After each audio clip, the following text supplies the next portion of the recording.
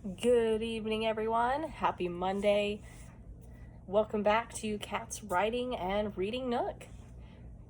So, today, I don't have our usual writing vlog for you, but I did want to tell y'all a little bit about what I was working on Saturday that I posted about, because it had a lot to do with world building and character creation, and I loved it. So, on Saturday, I actually wrote the scene with the zipline, and Alani was not happy with that. She did not have a good zipline experience, in her opinion, but she's also never been strapped to someone and gone off into a wind-whipped canyon, just careening down a rope.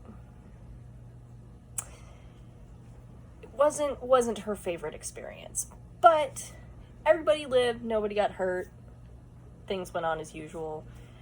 So, you know, you get what you get. But yeah, that was fun, because I haven't really been on very many zip lines. I'm not a big thrill seeker heights person, so I've been on some smaller ones and they're cool, I guess. but it's a really fun addition to the world. I thought it was cool. So Hirothi was largely unaffected, though she might have a few claw marks now, because Alani was not excited about this whole ordeal. But when they got to the bottom, they met with the operator of this end of the zip line, right? And she's a mushroom person. And you're like, okay, she likes mushroom. No, she's literally a mushroom.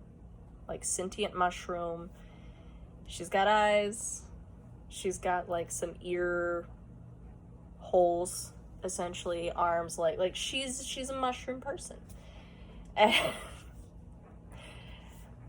the thing is, I've had the idea for this based off of some other works that I've seen for several years now, but I've just never really had a story where I'm like, hey, they could be a huge part of it. And to be fair, they're probably going to be largely absent. Well, I don't know. I don't have any plans right now for them to be a major part of this story, but they're definitely going to be in future stories because they're fun. And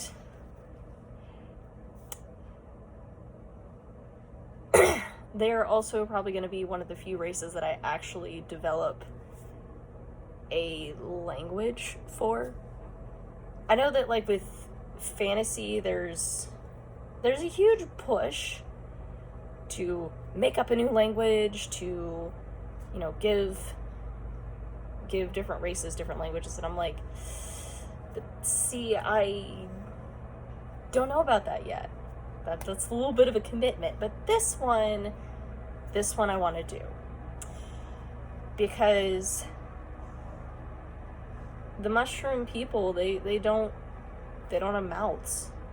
They can't verbally speak, and they're not telepathic, because I was like, that seems, I don't know, in my case, it seems like a little bit of a cop-out, because they sign.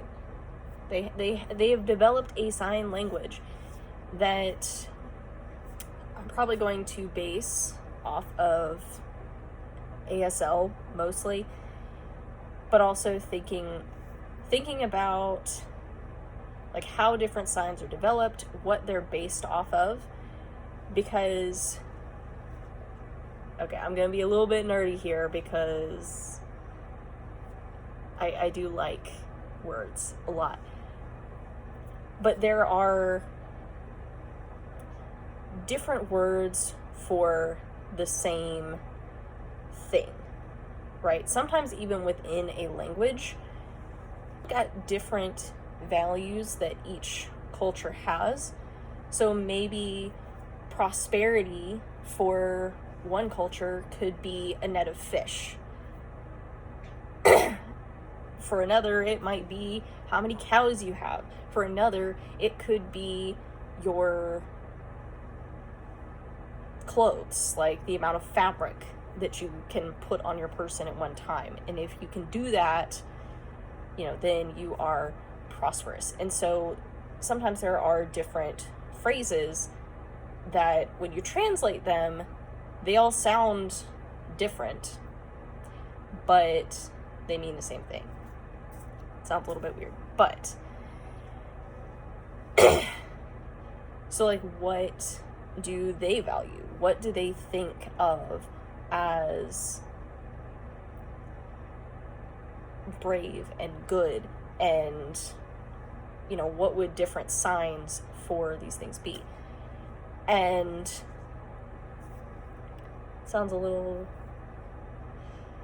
bit daunting, but I wanted to do something a little bit different and than what I would normally do, because my first thought when I go to a language is not, ooh, sign, right? But it sounds like a fun challenge that could also be a way to look around the community in this town in the world, right? And see how that has impacted the community as a whole. Are there events that are put on with accommodations? Like, do they have events up on the rim of the canyon where the mushroom people can actually get their nutrients? Is it a language that kids learn in school? Do they have interpreters in the market so that everyone can understand one another, even if languages aren't languaging? That sounded weird. But like, if one of the mushroom people is talking with someone who doesn't know sign, maybe the mushroom person doesn't know their language, there's going to be a major disconnect. So do they have interpreters? And that's something that, as a writer, it's a really interesting thought exercise, for one, but then also it kind of makes you look around at your own community and go, wow, what are some things that have been impacted by various groups of people? Like in Texas, one of the things that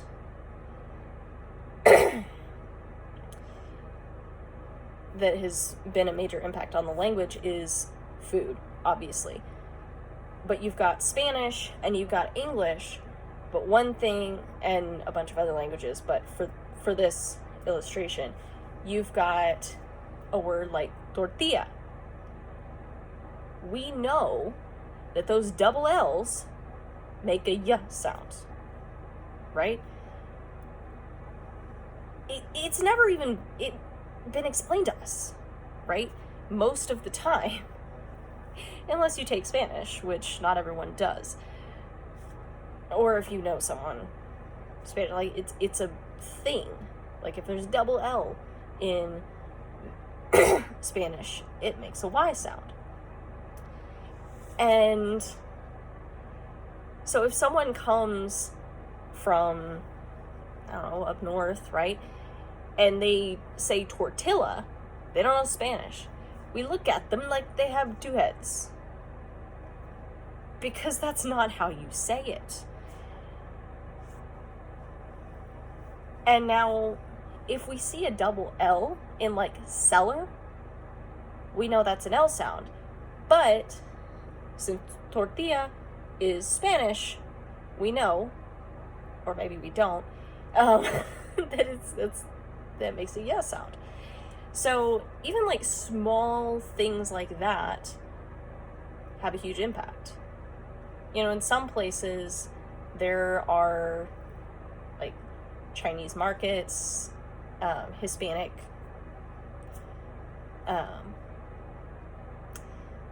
shops that sell foods from those respective groups because there's a larger presence in that area. And so as a result, people in that community have better access to those types of foods. So there are different ways that can happen. And so, yeah, a lot of really interesting things that I can do here, and I'm really excited about it. So I do have plans for a blog post on Wednesday, but then I also am going to be dropping something on this channel, so be on the lookout for that. And then I will do everything in my power to have the book review done on Friday, because school is a lot right now, because we're finishing up this course, and it's a master's course, so it's a lot. But I'll hopefully see y'all on Wednesday and again on Friday. Have a great week, guys.